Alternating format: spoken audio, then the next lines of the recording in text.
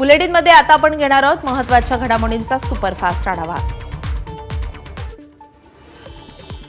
महाविकास आघाडीमध्ये नव्या भिडूवरून रणकंदन सुरू असतानाच आता भाई जगतापांच्या बॉम्बमुळे नवा टेस्ट आलाय। मुंबईमध्ये राज ठाकरेच काय पण उद्धव ठाकरेंसोबतही काँग्रेस लढणार नाही असं खळबळजनक विधान भाई जगतापांनी केलंय। मुंबईमध्ये मनसे आणि शिवसेनेसह लढण्याची कार्यकर्त्यांची मानसिकता नसल्याचे त्यांनी म्हटलंय। मात्र पक्षाचा निर्णय अंतिम असेल असे त्यांनी स्पष्ट केलंय। त्यामुळे भाई जगतापांच्या या भूमिकेशी काँग्रेस हायकमांड सहमत होणार का हे पाहणं महत्त्वाचं ठरेल। त्यासोबत खुद्द उद्धव ठाकरे आणि शरद पवार नेमकी काय भूमिका घेणार हे येत्या काळामध्ये स्पष्ट होईल। कार्यकर्ता अपने झंडा 140 साल हुए कांग्रेस को, वो अपने कंधे पे लेके घूमता है। एक ही उसकी एक ये होती है, मंशा होती है कि भाई कभी ना कभी मैं लड़ूं। तो ये कार्यकर्ता की लड़ाई है, कार्यकर्ता को लड़ने दो।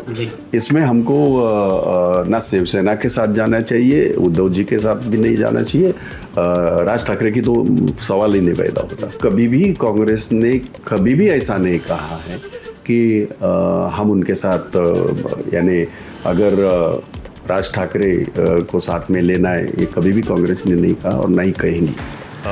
मुंबई महानगरपालिका असू द्यात किंवा जिल्हा परिषदा असू द्यात किंवा नगरपालिका असू द्यात, नगरपंचायती असू द्यात, ह्या स्थानिक स्वराज्य संस्था ज्या आहेत त्या काँग्रेसने स्वबळावर लढायला पाहिजे अशा पद्धतीची मी माझी भूमिका मांडली। आमच्या ह्या पॉलिटिकल अफेअर कमिटीमध्ये जवळजवळ 15 लोक आहेत।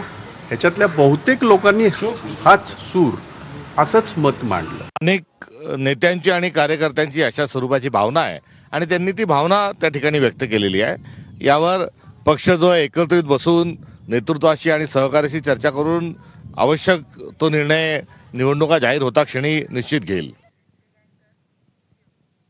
तर त्याच वेळी विजय वडेट्टीवारांनी स्थानिक स्वराज्य संस्था निवडणुकांसाठी आम्ही राज ठाकरेंचं स्वागत करतो असं म्हणाले। आम्ही स्वागत करतो त्या दोघांच्या कारण राज ठाकरेकडे 5-7% मतदान जे नेहमी त्याला मिळतात त्यांच्या पक्षाला मिळतात राजजींच्या, त्यामुळे त्याचा फायदा होऊन जर मराठी बांधव एकवट असेल, कारण मुंबईमध्ये जे आता जो काही भाजपचा चेहरा उघडकीस आलेला आहे तो चेहरा एक गुजराती चेहरा म्हणून उघडकीस आलेला आहे, तो फेस केलेला आहे। त्यामुळे त्या महाराष्ट्राच्या अस्मितेला पूरक असं ते दोन भाऊ करत असतील तर कुणाला वाईट वाटण्याचं कारण नाही। यावर मनसेचे नेते अविनाश अभ्यंकर यांनी काय प्रतिक्रिया दिली आहे ते देखील पाहूयात। पण कोणी हात पसरलाय आमच्या पक्षाकडनं, आमच्या नेत्यांकडनं, आमच्या सर्वोच्च नेतृत्वाकडनं तसं काही तुम्हाला ऐकायला मिळालंय का? मग त्यामुळे त्याच्यावर आता भाष्य करणं योग्यच ठरणार नाही। आमच्याकरता राजसाहेब ठाकरे निर्णय घेतले त्यावर उत्तमरित्या काम करणं हेच एक आहे की त्यांच्याकडे कोणी गेलंय का? न जाताच त्याचं काही बोलत असतील तर आता काय बोलणार याच्यावरती? त्यांचं बोलणं त्यांना लखला भाऊ। स्थानिक स्वराज्य संस्थांच्या निवडणुकीचे पडघम वाजण्यास सुरुवात होताच दुसरीकडे स्वबळाचे नारेही घुमायला लागलेत। आता खुद्द मुख्यमंत्री देवेंद्र फडणवीसांनी महायुतीमधल्या स्वबळावर थेट भाष्य केलंय। ठाणे, पुणे, पिंपरी चिंचवडमध्ये भाजप स्वबळावर लढणार असल्याची माहिती खुद्द मुख्यमंत्र्यांनी अनौपचारिक गप्पांमध्ये दिली। ज्या ज्या ठिकाणी मित्रपक्ष एकमेकांचे स्पर्धक आहेत तिथे वेगळे लढणार असल्याचं त्यांनी स्पष्ट केलंय। मात्र त्याच वेळी ठाकरेंचा बालेकिल्ला असणाऱ्या मुंबईत मात्र महायुती म्हणून लढणार असल्याचं मुख्यमंत्र्यांनी म्हटलंय। नेमकं मुख्यमंत्री काय म्हणालेत आपण ग्राफिक्सच्या माध्यमातून पाहूया। ठाणे, पुणे, पिंपरी चिंचवडला भाजप स्वबळावर लढणार। जिथे मित्रपक्ष एकमेकांचे स्पर्धक तिथे वेगळे लढू असंही फडणवीसांनी स्पष्ट केलंय। निकालानंतर काय करायचं ते ठरवू असंही फडणवीस म्हणतायत। मुंबईत मात्र महायुती म्हणूनच निवडणूक लढवणार असल्याचंही त्यांनी स्पष्ट केलंय। मुंबईत एकत्र, राज्यामध्ये वेगळं लढून एकत्र येणार असंही फडणवीस म्हणाले। मतदार याद्यांवरून टीका करणाऱ्यांना त्यांच्याच पद्धतीनं उत्तर देणार। लोकसभेला मवियाला कसा फायदा झाला त्याचे पुरावेच देणार असं देखील फडणवीस म्हणाले। सध्या तरी वर्षावरच राहणार असंही त्यांनी म्हटलेलं आहे। दिल्लीत जाण्यावर 2029 नंतर बघू।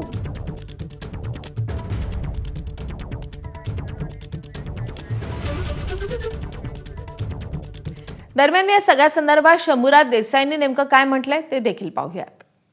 ज्या ज्या ठिकाणी महायुती करणं शक्य आहे तिथं त्या त्या जिल्ह्यातल्या लोकप्रतिनिधी म्हणजे त्या जिल्ह्याचे पालकमंत्री, इतर 2 पक्षांचे संपर्क मंत्री, त्या जिल्ह्यामध्ये असणारे महायुतीचे आमदार खासदार यांनी एकत्र बसावं आणि विधानसभा मतदारसंघनिहाय चर्चा करावी असं तर ठरलेलं आहे. त्याप्रमाणे बऱ्याचशा जिल्ह्यांच्या प्राथमिक बैठका झालेल्या आहेत. आता सगळ्यांचे एकत्र अहवाल राज्य समन्वय समिती पुढे येईल महायुतीच्या आणि मग त्याच्यावरती निर्णय होईल. ठाण्यामध्ये भाजप, शिवसेना आणि अजित पवारांची राष्ट्रवादी काँग्रेस या 3 पक्षांनी महायुती म्हणून लढायचं की स्वतंत्र हे ठरवण्याचे अधिकार उपमुख्यमंत्री एकनाथ शिंदे यांना देण्यात आल्याची माहिती सूत्रांनी दिली आहे. ठाणे शहराचा अख्ख्या ठाणे जिल्हा हा एकनाथ शिंदे आणि पर्यायानं त्यांच्या शिवसेनेचा बालेकिल्ला म्हणून ओळखला जातो.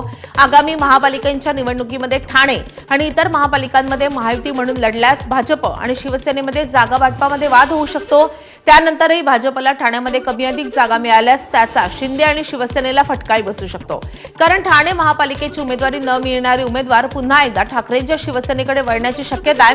त्यामुळेच ठाण्यामध्ये महायुती म्हणूनच लढायचं की स्वतंत्र याबाबतचे निर्णय घेण्याचे सर्व अधिकार शिंदेंना दिल्याची माहिती सूत्रांनी दिली आहे. राज्याच्या राजकारणामध्ये ठाकरेंची शिवसेना आणि मनसे यांच्या संभाव्य युतीची चर्चा टिपेला पोहोचलेली असताना माजी मुख्यमंत्री उद्धव ठाकरे यांनी राज ठाकरे यांची काल पुन्हा एकदा शिवतीर्थ या निवासस्थानी भेट घेतली आहे. 2 सख्या चुलत भावांमध्ये गेल्या 3.5 महिन्यांमध्ये झालेली ही 8वी भेट आहे. राज ठाकरे यांच्या आई मधुवंती ठाकरे यांचा वाढदिवस हे उद्धव ठाकरेंच्या भेटीचं कारण असल्याचं सांगण्यात येत आहे. मधुवंती ठाकरे या नात्यानं उद्धव ठाकरे यांच्या सख्या मावशी आणि सख्या काकीही आहेत. उद्धव ठाकरे यांनी आपल्या नेतृत्वाखालील शिवसेनेच्या उपशाखा प्रमुखांचा मेळावा घेण्याची घोषणा केली आहे. येत्या सोमवारी म्हणजे 27 ऑक्टोबरला मुंबईतल्या वरळीच्या NSCI मधल्या डोममध्ये उपशाखा प्रमुखांच्या मेळाव्याचं आयोजन करण्यात आलंय. उद्धव ठाकरे यांनी मवियाचं शिष्टमंडळ आणि मनसे अध्यक्ष राज ठाकरे यांच्यासोबत निवडणूक आयोगाची भेट घेऊन लागोपाठ 2 दिवस विविध मुद्द्यांवर चर्चाही केलेली होती. त्यानंतर राज ठाकरे यांनी मतदार याद्यांमधल्या घोळासंदर्भात मनसे कार्यकर्ते आणि पदाधिकाऱ्यांचा मेळावा घेतला होता. आता उद्धव ठाकरे हे मतदार याद्यांमधल्या घोळासंदर्भात उपशाखा प्रमुखांच्या मेळाव्यामध्ये मार्गदर्शन करतील. शिंदेच्या शिवसेनेच्या युवा सेनेचा उद्या कार्यक्रम होत आहे. या वरळी डोममध्ये होणाऱ्या कार्यक्रमाची तयारी अंतिम टप्प्यात आली आहे. युवा महाराष्ट्र कार्यक्रमामध्ये उपमुख्यमंत्री एकनाथ शिंदे युवा सेनेच्या पदाधिकाऱ्यांना मार्गदर्शन करतील. स्थानिक स्वराज्य संस्थांच्या निवडणुकांमध्ये युवा सेना सक्रिय असेल. मुंबई महापालिकेनं सार्वजनिक आरोग्याच्या कारणास्तव दादरमधला कबुतरखाना बंद केल्यामुळे जैन समाजामध्ये सध्या संतापाचं वातावरण आहे. याच पार्श्वभूमीवर जैन मुनी निलेशचंद्र विचय यांनी येत्या 1 नोव्हेंबरपासून आझाद मैदानामध्ये उपोषण करण्याची घोषणा केली आहे. कबुतरखान्यांच्या बंदीच्या निर्णयाला निषेध करून त्यांनी काही दिवसांपूर्वी प्रसंगी शस्त्र उचलण्याचा इशारा दिलेला होता. पण आता निलेशचंद्र विचय यांनी शांततामय मार्गाने आंदोलन करण्याचा निर्णय घेतलाय. मुंबईतील कबुतरखाने हे जैन समाजाच्या धार्मिक परंपरेचा भाग आहेत आणि ते बंद करणं म्हणजे आपल्या धार्मिक भावनांवर आघात असल्याची जैन समाजाची भावना आहे आणि त्यामुळे कबुतरखाना बंद करण्याच्या निर्णयाविरोधात जैन समाज तीव्र भूमिका घेताना दिसतोय. मुंबईच्या कांदिवलीमधल्या एकता नगरमध्ये फटाके फोडल्याच्या येणाऱ्या 1 तारखेला आझाद मैदान मुंबईच्या कांदिवलीमधल्या एकता नगरमध्ये फटाके फोडल्याच्या रागातून एका कुटुंबावर हल्ला केल्याचा आरोप करण्यात येतोय. फटाके फोडण्यावरून वाद झाला त्यामुळे काही जणांनी मारहाण केल्याचा आरोपही करण्यात येतोय. दरम्यान दोन्ही गटांकडून एकमेकांना मारहाण केल्याचा व्हिडिओही सोशल मीडियावर व्हायरल झालाय. कांदिवली पोलिसांनी गुन्हा दाखल केला असून या प्रकरणामध्ये 3 जणांना अटक झाली आहे. माधुरी हत्तीणीला पुन्हा कोल्हापुरात आणण्यासाठी हालचाली सुरू झाल्याची चर्चा रंगते. नांदणीमध्ये माधुरी हत्तीणीसाठी उभारण्यात येणाऱ्या सेंटरसाठी लागणारे सर्व परवाने हे पुढच्या 20 दिवसांमध्ये घ्या अशा सूचना उच्चस्तरीय समितीच्या सुनावणीमध्ये नांदणी मठाला देण्यात आल्या. नांदणी मठ, पेटा आणि त्यासोबतच वनताराचे डॉक्टर माधुरी हत्तीणीच्या आरोग्याची तपासणी करतील. त्यानंतर तिच्या आरोग्याचा अहवाल उच्चस्तरीय समितीकडे सोपवण्याच्या सूचनाही देण्यात आल्या आहेत. कल्याणजवळच्या मोहने परिसरामध्ये रात्रीच्या सुमारास राडा झालाय. फटाक्यांच्या स्टॉलवरून 2 गटांमध्ये वाद झाल्याची प्राथमिक माहिती आहे. विशेष म्हणजे पोलिसांसमोर असतानाच हा राडा झालाय. या राड्यानंतर काही काळ परिसरामध्ये तणावाचं वातावरण होतं. वाशिमच्या आमखेडा येथे कौटुंबिक वादामधून चाकू हल्ला करण्यात आलाय. यामध्ये एकाचा जागीच मृत्यू झालाय तर 4 जण जखमी झालेत. अविनाश चव्हाण असं मृत्यू झालेल्या व्यक्तीचं नाव आहे. जखमींवर वाशिम येथील जिल्हा रुग्णालयामध्ये उपचार सुरू आहेत. विविध गावातील पारधी समाजातील लोकांनीच हा हल्ला केलाय. दरम्यान हल्लेखोर पसार झाले असून पोलिसांकडून त्याचा शोध घेतला जातोय. जळगाव शहरामधल्या मोहाडी रोड भागामध्ये राहणाऱ्या वृद्ध दाम्पत्याला घर मालकानं कोणतंही कारण न देता घरामधून बाहेर काढलंय. उत्तम आणि लता राठोड हे वयोवृद्ध दाम्पत्य मोलमजुरी करून उदरनिर्वाह करतं. ते मोहाडी रोड परिसरामध्ये भाड्यानं राहत होते. मात्र पहाटे या दाम्पत्याला घरमालकाच्या मुलानं घराच्या सामानासह घर खाली करण्यास धमकावलं. यानंतर भर पावसामध्ये या दाम्पत्याचा संसार उघड्यावर पडलाय. मात्र परिसरातील काही नागरिकांनी या दाम्पत्याला मदतीचा हात दिलाय. ठाण्यामध्ये रात्री 4 वेगवेगळ्या ठिकाणी भीषण आग लागली आहे. कळवा परिसरामधला सायबा हॉल, पाटीलवाडी, माचिवडा आणि त्यासोबतच बाळकुंभ या परिसरामध्ये आग लागली आहे. मात्र या आगीचं कारण अस्पष्ट आहे.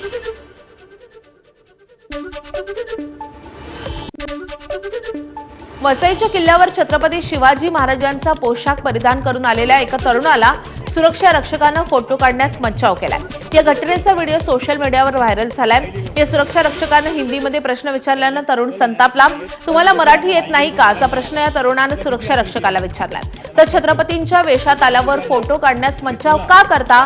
महाराजांच्या गडकिल्ल्यांवर अशी मनाई आम्ही खपून घेणार नाही असं या तरुण सुरक्षा रक्षकाला म्हणाल्याचं व्हिडिओमध्ये पाहायला मिळतंय. काल लक्ष्मीपूजनाच्या दिवशी किल्ले वसई मोहीम परिवार आणि अनाम प्रेम महाराष्ट्र यांच्या संयुक्त विद्यमानं किल्ल्यावर दीपोत्सव साजरा करण्यात आला. या कार्यक्रमामध्ये काही तरुणांनी छत्रपती शिवाजी महाराज आणि मावळ्यांचा पोशाख परिधान केलेला होता. त्याचवेळी ही घटना घडली आहे. या घटनेचा व्हिडिओ व्हायरल झाला असून त्यावर जोरदार चर्चा रंगली आहे. मनमाडमध्ये पाडव्याच्या दिवशी गवळी समाज बांधवांनी आपल्या सजवलेल्या म्हशी आणि रेड्यांना वाजत गाजत महालक्ष्मी मंदिरामध्ये देवदर्शनासाठी नेलाय. त्यानंतर या रेड्यांची गावामधून मिरवणूक काढण्यात आली आहे. मिरवणुकीदरम्यान ठिकठिकाणी पूजन करून सगरचा उत्सव मोठ्या उत्साहात साजरा करण्यात आलाय. रात्री उशिरापर्यंत मनमाड शहरामध्ये या पारंपरिक मिरवणुकीचा जल्लोष पाहायला मिळालाय.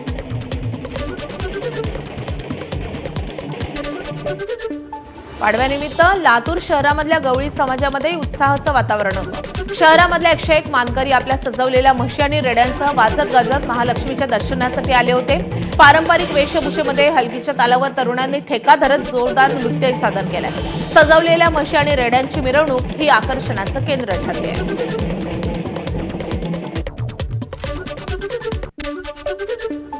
नांदेडमधील सचखंड गुरुद्वारामध्ये दीपमाला आणि त्यानंतर हल्लाबोल उत्साहामध्ये साजरा करण्यात आलाय.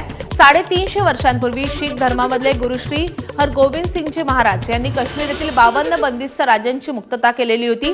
तेव्हापासून दिवाळीच्या दुसऱ्या दिवशी बंदीसोड दिवस साजरा करण्यात येतो. सचखंड गुरुद्वारामध्ये अरदास करून नगर कीर्तन यात्रा काढण्यात आली. नगर कीर्तन हल्लाबोल चौकामध्ये आल्यानंतर अरदास करून सचखंड गुरुद्वाराच्या वतीनं प्रतिकात्मक हल्ला केला जातो. देश विदेशातून आलेले शीख भाविक शस्त्रांसह प्रतिकात्मक हल्ला उत्सवामध्ये सहभागी होतात. हिंगोली शहरामध्ये दिवाळीचा उत्साह पाहायला मिळतोय. शहरामधल्या मुख्य भागामध्ये आकर्षक विद्युत रोषणाई करण्यात आली आहे. तर विविध रंगीबिरंगी आकाश कंदिलांनी शहराचं सौंदर्य अधिकच खुलवलंय. हिंगोलीमधल्या दीपोत्सवाची ही ड्रोन दृश्य खास एबीपी माझाच्या प्रेक्षकांसाठी.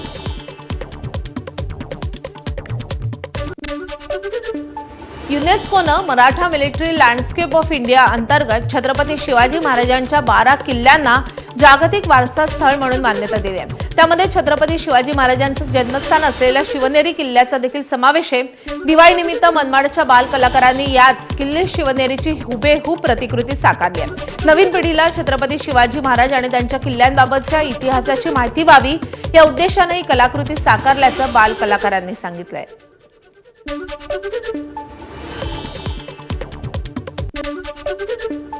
दादरच्या शिवाजी पार्कामध्ये मनसेतर्फे दीपोत्सवाचं आयोजन करण्यात आलंय.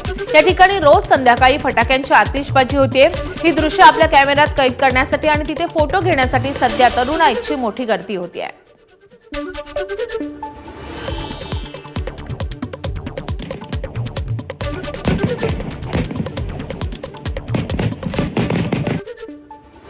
बीड जिल्ह्यामधल्या प्रति देहू तुकोबाराय पावनधाम संस्थेमध्ये 25,000 दिव्यांचा नयनरम्य दीपोत्सव साजरा करण्यात आलाय.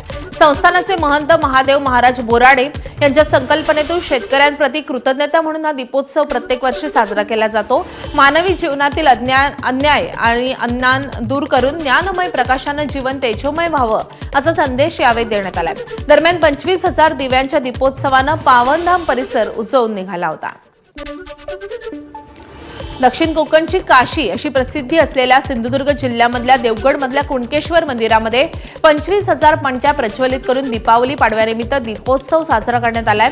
त्यामुळे मंदिर परिसर दीपोत्सवाच्या प्रकाशामध्ये उजळून निघाला.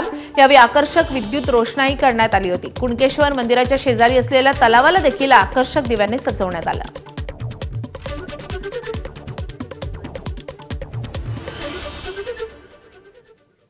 या बातम्यांसोबतच बुलेटिनमध्ये घेतो अगदी छोटासा ब्रेक. लगेचच परत आहे. पाहत राहा एबीपी माझा.